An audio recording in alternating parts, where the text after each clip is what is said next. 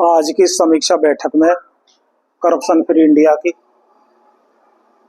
सभी हमारे पदाधिकारियों ने, कार्यकर्ताओं ने अपने अपने विचार रखे और जब से मीटिंग स्टार्ट हुई और अंत तक मैं बैठा हुआ हूं,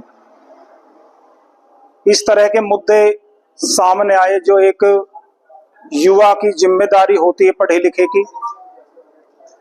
जो प्रवीण भारती जी ने कहा, शिक्षा, स्वास्थ्य और उसमें एक तीसरी चीज जोड़ता हूं, न्याय। जो भारतीय संविधान के अनुसार हमारे फंडामेंटल राइट्स हैं, हमारे अधिकार हैं, तो हमें उन अधिकारों के प्रति जागरूक होना है।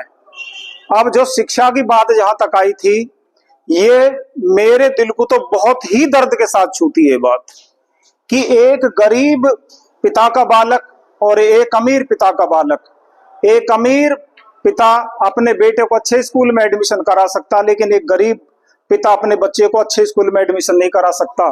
जबकि संविधान कहता है कि सबको बराबर शिक्षा का अधिकार है। तो बोलो ये संविधान का उल्लंघन है या नहीं? जब तक हम इस तरह के संवैधानिक उल्लंघनों को ऐसे ही सहते रहेंगे तो हम भी उस अन्याय के सहपाठी, हम सहभागी, और हम उसका मूक बन करके हम उसका समर्थन कर रहे हैं। तो ये कहीं हमारी निष्क्रियता है, निकम्मापन है और हमारी जागरूकता बिल्कुल भी नहीं है। तो हमें इन तीनों मुद्दे पे, जहां तक मैं व्यक्तिगत अपनी बात कहता हूं, मैं अपनी निष्पत्ति जाहिर करना चाहता हूं आपके साथ। मैं आजीवन सामाजिक और एक राजनीतिक कार्यकर्ता हूं। वैसे किसी राजनीतिक दल का मैं सदस्य अभी तक नहीं हूं, लेकिन जहां तक सामाजिक आंदोलन की बात है या भ्रष्टाचार कोई भी आंदोलन की बात है या राजनीति की शुद्धि की बात है, मैं हमेशा उस ईमानदार व्यक्ति के साथ खड़ा हूं जो ऐसी मुहिम को ईमानदारी के साथ आगे ले जाना चाहता है। मैंने बहुत सारे संगठन देखे, अध्ययन भी किया। तो मैं एक बात कोट करना चाहता हूं, प्रवीण भारती जी बहुत गौर से सुनना। महर्षि दयानंद इस देश के, इस राष्ट्र के बहुत मौलिक चिंतक थे। वो स्वयं मंतव्य प्रकाश में एक बात लिखते हैं कि कोई व्यक्ति कितना भी बड़ा धनवान क्यों न हो, कितना भी बड़ा बलवान क्यों न हो, अगर वो व्यक्ति बढ़िया नहीं है, अधर्मी है, ऐसे व्यक्ति की बल की हानि सदैव किया करे। और कोई व्यक्ति चाहे गरीब भी है और वो समाज में काम करने के लायक है, ऐसे व्यक्ति के बल में हमेशा इजाफा करना चाहिए। तो मैं ऐसे उस हर व्यक्ति के साथ खड़ा हूं जो समाज में ईमानदारी से काम करना चाहता है।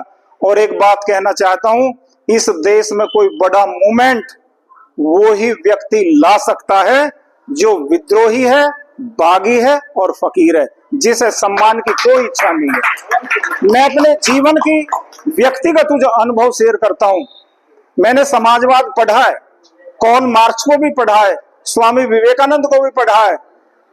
मैं दो तीन चीज में किसी व्यक्ति को खरा उतारना देखना चाहता हूं। जहां बड़े और छोटे की बात आती है, वही व्यक्ति समाज में बड़ा होता है जो कार्य करता है, ईमानदार है और जिसके अंदर कार्य करने की कर्मठता है।